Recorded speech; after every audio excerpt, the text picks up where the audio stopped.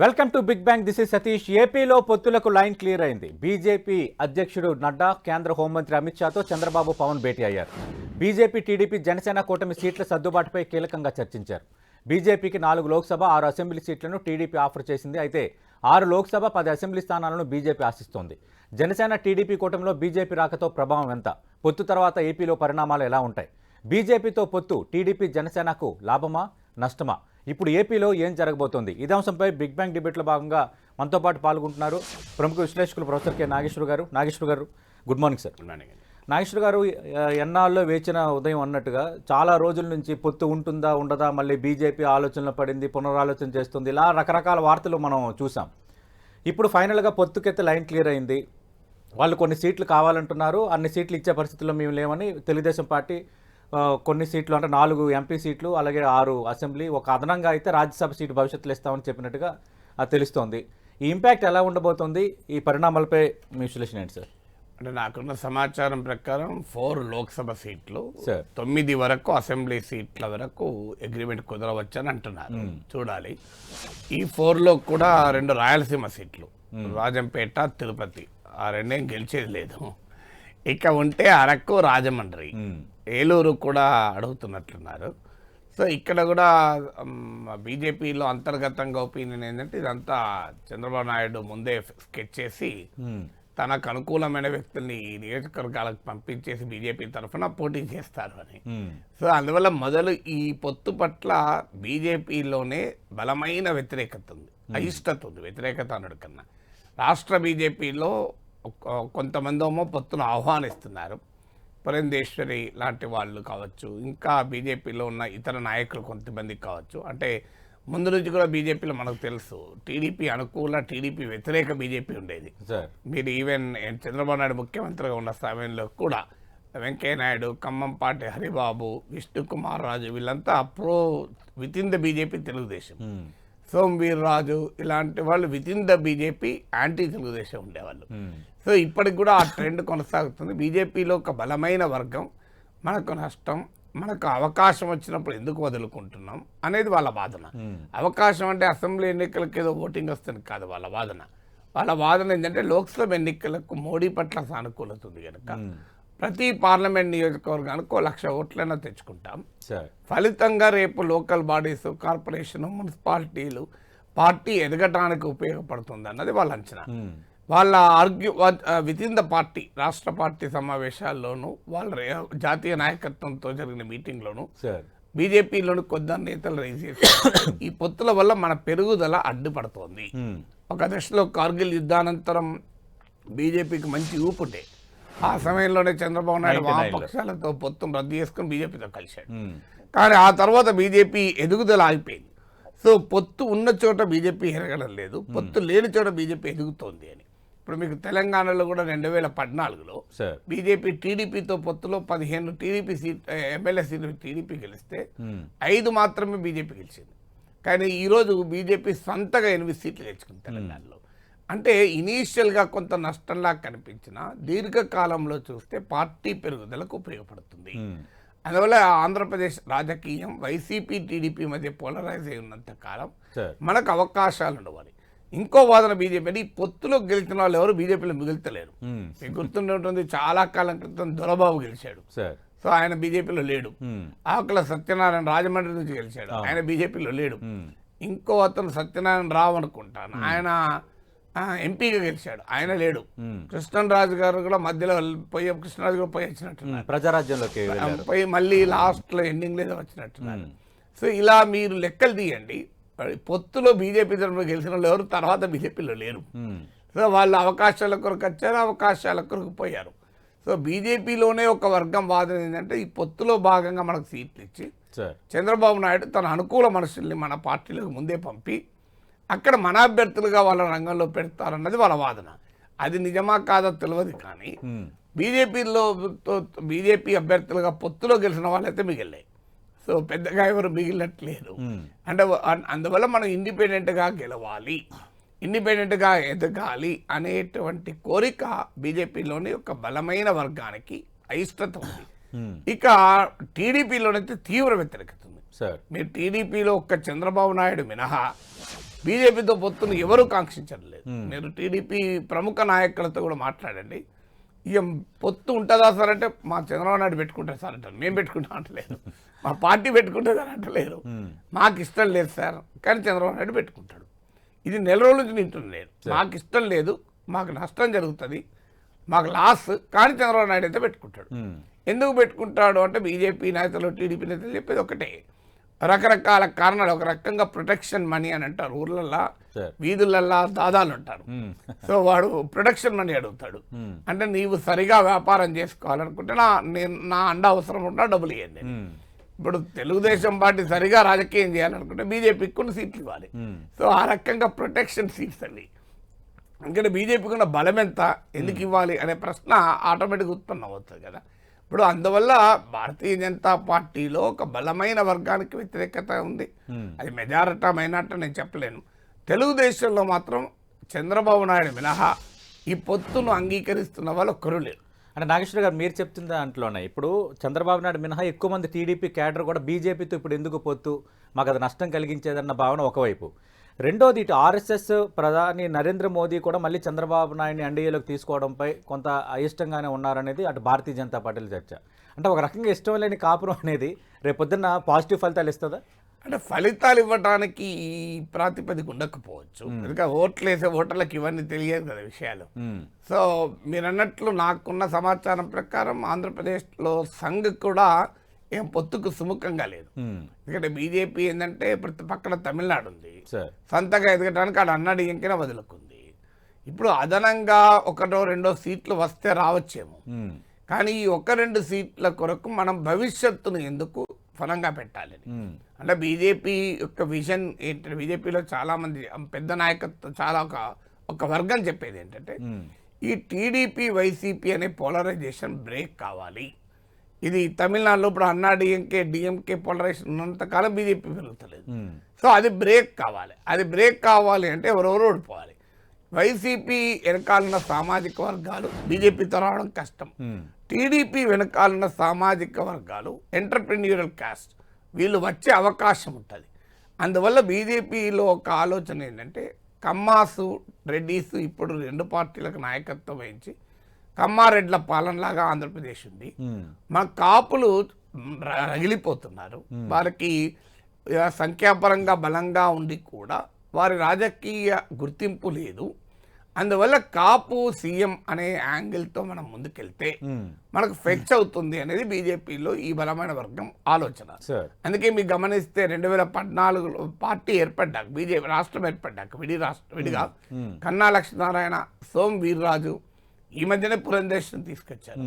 So అందువల్ల కాపు card బాగా పనిచేస్తుంది. ఎందుకంటే కాపులో అసంతృప్తి పేరుకుపోయి ఉంది, ప్రజారాజ్య వైఫల్యమైంది, తెలుగుదేశంకో వైసీపీకో ఓట్లేయాల్సి వస్తుంది అనే భావన కూడా ఉంది. ఇటీవల జనసేన టీడీపీ కలయికపై కూడా కాపు నేతలు కొన్ని వర్గాలు ఒక బలమైన అసంతృప్తిని కూడా క్రియేట్ చేశాయి.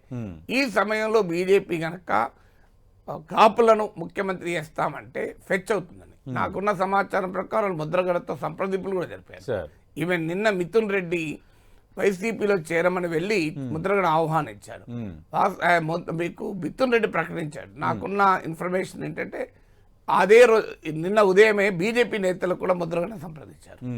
సో ముద్రగడ మిథున్ రెడ్డికి చెప్పింది ఏంటి అంటే మీరు ఆగండి, నాకు బీజేపీ నుంచి కూడా కాల్ వచ్చింది, ఒకవేళ వాళ్ళ పొత్తు ఉంటే నేను వైసీపీకి వస్తాను, పొత్తు లేకపోతే మాత్రం బీజేపీకి వెళ్తాను అని ముద్రగడ్డ పేర్కొన్నట్లు కూడా సమాచారం. ఎంతవరకు నిజమో చూడాలి, ఎందుకంటే వార్తలు వచ్చాయి.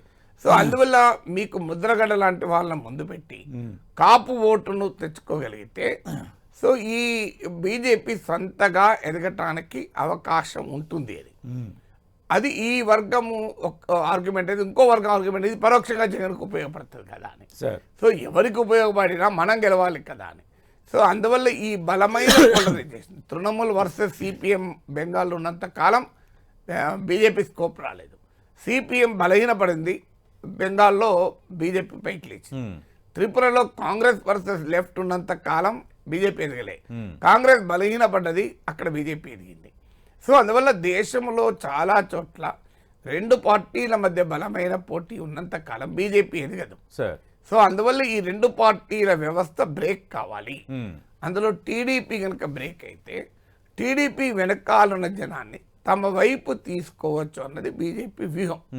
సో ఈ వ్యూహాన్ని తమిళనాడులో కూడా ఇప్పుడు అన్నాడీఎంకే జయలలిత మరణానంతరం వీక్ అయితే ఆ అన్నాడీఎంకే స్పేస్ ఆక్రమించాలని ఆ ప్రయత్నం చేశారు. మధ్యలో ఫలితం ఇవ్వతో అన్నాడీఎంతో కలిశారు. ఇప్పుడు మళ్ళీ ప్రయత్నం చేస్తున్నారు. ఇటీవల కూడా అన్నాడీఎంకే చెందిన ప్రముఖ నేతలు కొంతమంది వచ్చి బీజేపీలో చేరారు. సో అక్కడ జయలలిత ఎంజీఆర్ను పొగుడుతున్నాడు మోడీ. ఇక్కడ కూడా ఎన్టీ రామారావును పొగిడి పురంధేశ్వరి జూనియర్ ఎన్టీఆర్ల ముందు పెట్టి పవన్ కళ్యాణ్ కలుపుకొని కాపు సీఎం అనే బ్రాండ్తో వెళ్తే మనకు ఉపయోగపడుతుంది. కానీ ఆడ పవన్ కళ్యాణ్ గట్టిగా టీడీపీతో వెళ్ళాలని నిర్ణయంలో ఉన్నాడు. సో అందువల్ల అల్టిమేట్గా జాతీయ నాయకత్వానికి కావాల్సింది ఆంధ్రప్రదేశ్లో భవిష్యత్తులో ఏమెదుగుతామో లేదో తెలియదు. కానీ మాకు ప్రతి రాష్ట్రం నుంచి 2 సీట్లు, 1 సీటు, 3 సీట్లు ఉంటే వికసిత భారతీయ జనతా పార్టీ అవుతుంది అనేది వాళ్ళ అంచనా. సో అందువల్ల ఫైనల్ గా పొత్తే కాదు, ఇప్పుడు మీకు రేపో మాపో ఎన్టీ రామారావు భారతరత్న కూడా అనౌన్స్ చేయొచ్చు ఈ పొత్తు. ఎందుకంటే నేను 10 రోజుల కిందే చెప్పాను, మార్చి 5 ముహూర్తం కూడా పెట్టాను. మార్చి 5న మీకు భారతరత్న అనౌన్స్ అయ్యి చంద్రబాబు టీడీపీ ఎన్డీఏలోకి చేరుతుందని. అయితే వాస్తవంగా మార్చి 5నే జరిగేది. ఎందుకు ఆలస్యమైంది అంటే బిజు జనతాదళ్ కూడా చేరుతుందని నా సమాచారం ఎన్డీఏలో. శిరోమణి అకాలీదళ్ కూడా చేరుతుంది. సో ఓన్లీ తెలుగుదేశం చేరుతుందని టీడీపీకి అంత ప్రాధాన్యత ఇవ్వడం బీజేపీకి ఇష్టం లేదు. ఇప్పుడు లేదంటే చంద్రబాబు నాయుడు నేనే ఎన్డీఏ నడుపుతున్నా అంటాడు అని. సో అందువల్ల గుంపులో గోవిందయ్య చేద్దాం టీడీపీని అని. ఇప్పుడు ఓన్లీ అమిత్ షా, చంద్రబాబు నాయుడు కలిసి ప్రకటించడం వల్ల టీడీపీకి చాలా ఎక్కువ వాల్యూ ఇచ్చినట్లు అవుతుంది. అందుకొరకు ఇంతవరకు ఎప్పుడు అయితే 1 వీక్ క్రితమే అనౌన్స్ అయ్యేది, వాళ్ళు they are trying to involve other parties. అప్పుడు ఏమైతుంది, శిరోమణి అకాలీదళ్, బిజు జనతాదళ్, టీడీపీ ఇలా 4-5 పార్టీలు ఒకటేసారి ఎన్డీఏలో చేరుతున్నట్లు ప్రకటిస్తారు. అప్పుడు టీడీపీతో కలుస్తారు, కానీ టీడీపీకి గుర్తింపు రాదు. ఆ టీడీపీకి చంద్రబాబు నాయుడుకి ఆ గుర్తింపు ఇవ్వడం బీజేపీ జాతీయ నాయకత్వానికి ఇష్టం లేదు. అందువల్ల ఆ చంద్రబాబు నాయుడు మీద వాళ్ళ నమ్మకం కూడా లేదు, ఎందుకంటే ఎంతకాలం మనతో ఉంటాడు అని. సో వాళ్ళకి అనుమానం కూడా ఉంది. అందువల్ల మోడీ అమిత్ షాల స్వభావం ఏంటంటే అద్వానీ డామినేషన్ అంగీకరించలేదు. ఇక చంద్రబాబు నాయుడు డామినేషన్ అంగీకరిస్తారా? చంద్రబాబు నాయుడు నేను మోడీ కన్నా సీనియర్ అంటాడు. ఆడ మోడీకి ఈ యాటిట్యూడ్ నచ్చే అవకాశమే లేదు. అందువల్ల వాళ్ళకి 2019కి ముందు అనుభవాలు కూడా గుర్తున్నాయి. అయితే రాజకీయ అవసరాల కొరకు, ప్రయోజనాల కొరకు కలుస్తూ ఉంటారు. బట్ ఆ కలిసినా కూడా ఆ సస్పిషన్ తోనే కలుస్తారు. అంటే ఇప్పుడు టీడీపీకి విడిగా గుర్తింపు ఇవ్వడం ఇష్టం లేక ఇతర భాగస్వామ్య పక్షాలను కూడా కలుపుకొని ఒక revised and enlarge edition of BJP announce చేస్తాం కొరకు వాళ్ళు చూస్తున్నారు. రైట్, మీరు ఇందాక అన్నారు అది అవసరాలు, ప్రయోజనాలు. ఇంకా క్లియర్ కట్గా బీజేపీ అవసరాలు ఉన్నాయి. మీరు అన్నట్టుగా వికసిత బీజేపీ అన్నట్టుగా ప్రతి ప్రాతినిధ్యం పెంచుకోవాలి, టార్గెట్ 370 పెట్టుకున్నామని వాళ్ళు, లేదు ఇక్కడ రాష్ట్ర ప్రయోజనాల కోసం, రాష్ట్ర భవిష్యత్తు కోసం అని బయటికి చంద్రబాబు నాయుడు చెప్తున్నా, అక్కడ పార్టీ ప్రయోజనాలు పోల్ మేనేజ్మెంట్లో కొంత భారతీయ జనతా పార్టీ కేంద్రంలో అధికారంలోకి ఉంటే సహకారం అందుతుందన్న ఆలోచన ఈ పార్టీలకి. నిజంగా వాతావరణం ఉందా నాగేశ్వర్ గారు? ఎందుకంటే ఆల్రెడీ వైఎస్ఆర్ కాంగ్రెస్ పార్టీకి కేంద్రంలో పెద్దలతో, బీజేపీ పెద్దలతో సత్సంబంధాలు ఉన్నాయి. అలాగే ప్రతి బిల్లుకు వైఎస్ఆర్ కాంగ్రెస్ పార్టీ అన్కండిషనల్గా మద్దతు ఇచ్చిన వాతావరణం కూడా ఉంది. ఇలాంటి పరిస్థితుల్లో పొత్తు పెట్టుకోవడం వల్ల తెలుగుదేశం పార్టీ ఆశిస్తున్న ప్రయోజనాలను నెరవేరే అవకాశం ఏమైనా ఉందా? ఇప్పుడు మీకు వైసీపీ బడ్జెట్లోనే చెప్పారు, టీడీపీతో పొత్తున్న చర్చల సమయంలోనే బడ్జెట్ ప్రతిపాదించారు. బడ్జెట్ ప్రసంగంలో క్లియర్గా సబెడింగ్ పెట్టి కేంద్ర ప్రభుత్వం మాకు బ్రహ్మాండంగా సహకరిస్తుంది, కేంద్ర ప్రభుత్వ సహకారంతో ఇది చేస్తా అని చెప్పారా లేదా? అవును. సో వైఎస్ఆర్ కాంగ్రెస్ పార్టీ బీజేపీకి అప్రకటిత మిత్రపక్షం, టీడీపీ ఇప్పుడు ప్రకటిత మిత్రపక్షం అవుతుంది. అంటే 2024 ఎన్నికల తర్వాత కూడా 25 మంది ఆంధ్రప్రదేశ్ ఎంపీలు బీజేపీకే. లాస్ట్ 5 years అదే జరిగింది కదా. మీరు లోక్సభలో ఓటింగ్ ప్యాటర్న్ తీసుకోండి, వైసీపీ టీడీపీ ఎంపీల ఓటింగ్ ప్యాటర్న్ ఏమాత్రం తిరగాలి, యాజ్ ఇట్ ఈస్. ఇక రాష్ట్ర ప్రయోజనాలు ఏంటో చంద్రబాబు నాయుడుకి తెలియాలి. 2019కి ముందు ఆయన ధర్మ పోరాట దీక్షల్లో లేవనెత్తిన ఏ ఒక్కటన్నా జరిగిందా చెప్పమని చంద్రబాబు నాయుడు. ఈ 5 ఏళ్లలో భారతీయ జనతా పార్టీ వల్ల ఆంధ్రప్రదేశ్కి జరిగిన ప్రయోజనాలు ఏంటో చెప్పితే దాన్ని బట్టి మనం అనుకోవచ్చు. సో లేదు అసలు 2019కి ముందు ఎందుకు విడిపోయాడు, ఇప్పుడు ఎందుకు కలుస్తున్నాడు చెప్పాలి కదా. ఈ ఒక్క పాయింట్ చంద్రబాబు నాయుడు ఆన్సర్ చెప్పమనండి. సో దాని తలుస్తుంది కదా. సో అందరికీ తెలుసు అసలు విషయం ఏంటంటే, సో మీరు అన్నట్లు పోల్ మేనేజ్మెంట్ సహకరించడం, తర్వాత కేంద్ర సంస్థలు రాకుండా ఉండడం. ఎందుకంటే బీజేపీని వ్యతిరేకించే ప్రతి ఒక్కరూ జైల్లోనే ఉంటారు, జైలు వైపన్న పోతూ ఉంటారు. మీరు హేమంత్ సోరెన్ నుంచి మొదలుకొని చాలా మంది ఉన్నారు, ఉదాహరణ మనీష్ సిసోడియా. సో అందువల్ల చంద్రబాబు నాయుడు కూడా అనుభవం ఉంది. ఈడీ కేసు వచ్చింది మధ్యలో, ఈయన ధర్మ పోరాట దీక్షలు చేసినప్పుడు టీడీపీ అనుకూల పారిశ్రామిక వ్యాపారవేత్తల పైన రైడ్ జరిగాయి. సో అందువల్ల ఇప్పుడు బీజేపీతో ఉంటే ఈ పోల్ మేనేజ్మెంట్ ప్రాబ్లం ఉండదు. ఇదొకటి. రెండవది, రేపు ఎన్నికల తర్వాత గెలిస్తే మంచిదే, గెలవకపోతే అప్పుడు కూడా మళ్ళీ జగన్ దాడి నుంచి ఎదుర్కోవడానికి బీజేపీ అండ కావాలి. గెలిచినా కూడా ఈడీ కేసులు, ఈ పంచాయతీలు ఉన్నాయి. సో ఇవన్నీ రీత్యా చూసినప్పుడు బీజేపీ సహకారం ఉంటే మనము సామధాన భేద దండోపాయాల్ని బ్రహ్మాండంగా ప్రయోగించవచ్చు అన్నది చంద్రబాబు నాయుడు అంచనా. లేకపోతే బీజేపీకి ఏం బలం ఉంది, 1% లోపు బలం ఉంది. సో యాడ్ అయ్యేది ఏమున్నది, కొత్తగా క్లియర్ కనబడుతుంది కదా అరిథమెటిక్. సో బీజేపీతో వచ్చే అదనపు ఓట్లు లేవు, ఏమన్నా మైనస్ ఉంటాయి. సో మైనస్ నెగిటివ్ అవుతుంది, పాజిటివ్ అయ్యేది ఏమీ లేదు. ఒక్క పాయింట్లో కూడా పాజిటివ్ అయ్యేది లేదు. నెగిటివ్ అయ్యడానికి అన్ని కారణాలు ఉన్నాయి. అయినా కూడా బీజేపీతో ఎందుకు పెట్టుకుంటున్నాడు అంటే ఆ అవసరాలు, ఆయన సొంత అవసరాలు తెలుగుదేశం అవసరాల కన్నా కూడా ఇక రాష్ట్ర అవసరాలు ముచ్చటే లేదు. సో అందువల్ల తెలిసి ఇప్పటి టీడీపీ శ్రేణులు కూడా అదే గొడవ. జగన్మోహన్ రెడ్డికి 5 ఏళ్ళు బీజేపీ మద్దతు ఇచ్చింది కదా, మోడీ మద్దతు లేకుండా అమరావతిని ఇలా చేస్తాడా? ఆ మోడీ గనక వద్దంటే 3 రాజధానుల ముచ్చట వచ్చేదా? మోడీ గనక వద్దంటే చంద్రబాబు నాయుడు లోపలేసేవాళ్ళ? మోడీ గనక వద్దంటే జగన్మోహన్ రెడ్డి ఇష్టం వచ్చినట్టు అప్పులు చేసి ఈ బటన్ నొక్కేవాడా? ఇవన్నీ మోడీ సహకారంతో, బీజేపీ సహకారంతో జరిగింది కదా.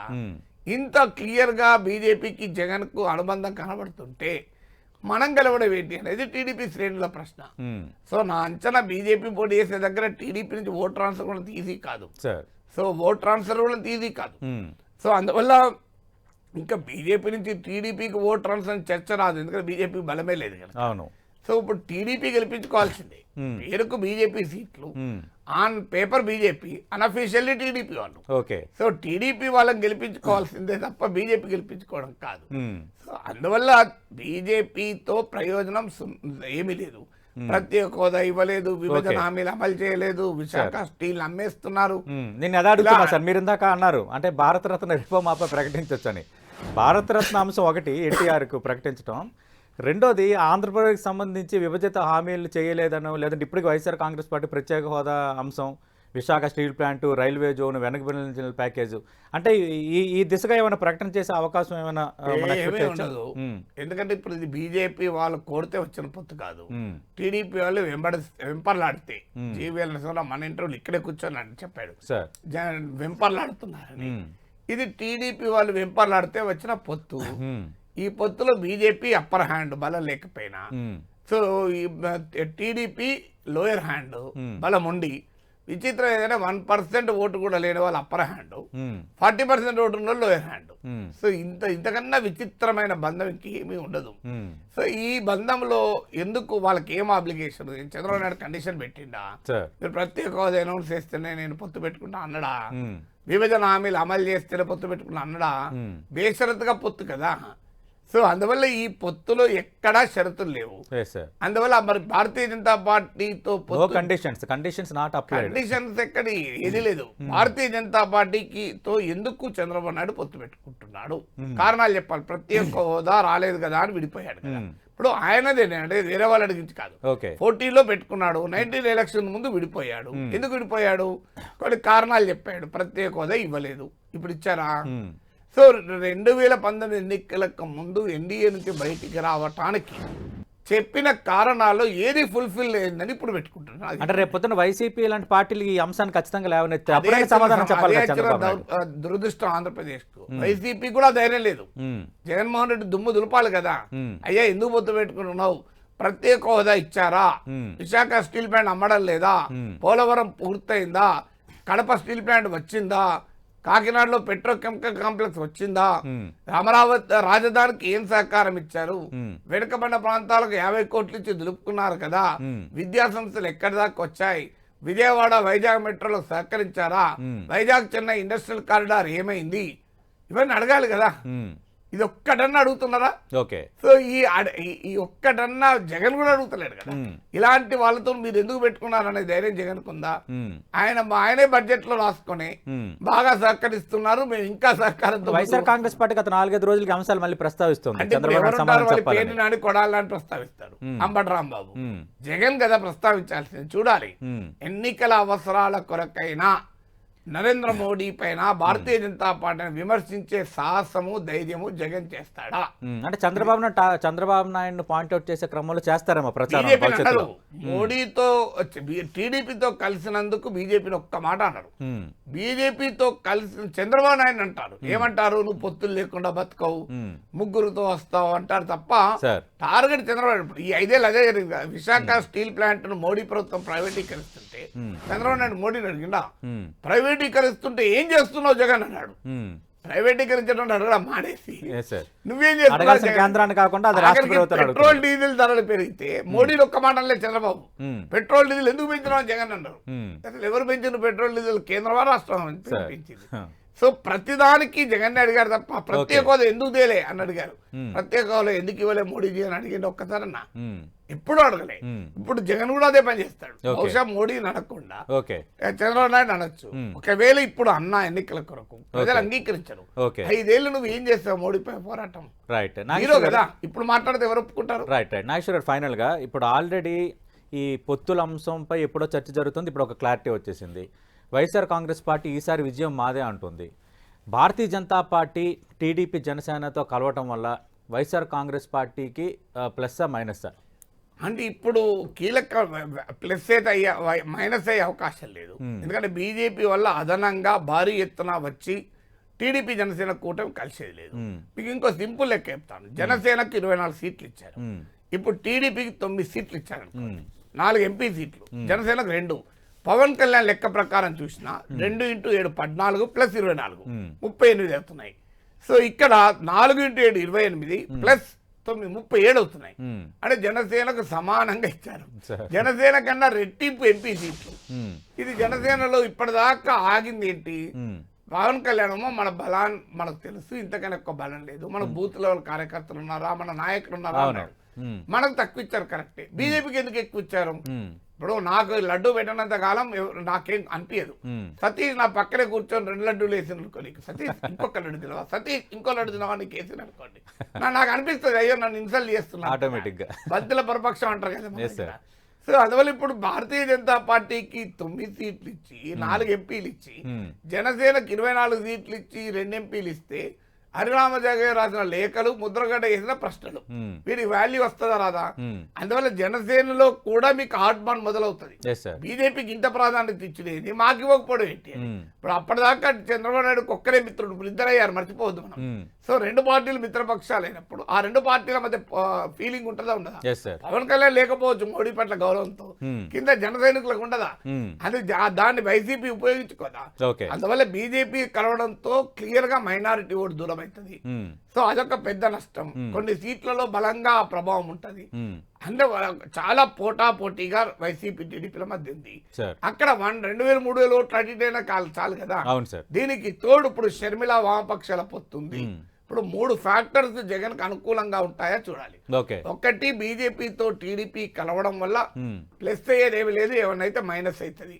ఎందుకంటే రాష్ట్రానికి ఏమీ చేయలేదన్న కోపం, జగన్ కు సహకరించాలన్న కోపం, బీజేపీ పట్ల జనరల్ గా వ్యతిరేకత ఉండే వర్గాలు, వీళ్ళంతా ఈ కూటమికి ఓటేస్తారా, ఓటు వేయకుండా వెళ్ళిపోతారా? ఇది మొదటి నష్టం. 2, ముద్రగడ వైసీపీలో చేరితే హరిరామజోగయ్య కొడుకు చేరాడు. కాపు ఓటుకు ఇప్పటి వరకు మానోపలిగా వస్తుంది అట్లీస్ట్ అత్యధికంగా వస్తుందని టీడీపీ జనసేన ఆశపడుతోంది. ఈ ఫ్యాక్టర్స్ వల్ల కాపులో కూడా డివిజన్ వస్తుంది. యంగర్ కాపు పవన్ కళ్యాణ్ తో ఉన్నా ఏ ఓల్డేజ్ మిడిల్ అండ్ ఓల్డేజ్ కాపులు మీకు ఎంత మేరకు పవన్ కళ్యాణ్ తో కూటమితో ఉంటారు అనేది మరో క్వశ్చన్. ఎందుకంటే ఈ యజ్ఞం అంతా కనబడుతుంది చంద్రబాబు నాయుడు ముఖ్యమంత్రి చేస్తాడు, వేరే యజ్ఞం ఏమున్నది ఇది అందరూ కలిసి. సో అందువల్ల అక్కడ కాపుల్లో ముద్రగడ వీళ్ళందరూ ఇటొచ్చి అది రెండో ఫ్యాక్టర్. మూడో ఫ్యాక్టర్ షర్మిల ప్లస్ లెఫ్ట్ కలవడం వల్ల కాన్స్టిట్యున్సీలో 1000-2000 ప్రభుత్వ వ్యతిరేక ఓటు చీలే అవకాశం ఉంటుంది. ఇప్పుడు కొన్ని నియోజకవర్గాల్లో చాలా నారో కంటెస్ట్ ఉంటుంది. ఈ నారో కంటెస్ట్ ఉన్న చోటల్లా అది వైసీపీకి అడ్వాంటేజ్ గా మారుతుందా? ఈ 3 క్వశ్చన్లు ఇప్పుడు వైసీపీకి ఏమైనా లాభం జరుగుతుందా అనేది అబ్జర్వ్ చేయాల్సినటువంటి అంశాలు. ఇప్పుడు మనం కంక్లూజన్ లోకి రాకపోయినా but things to be observed. Thank you Nageshwar గారు.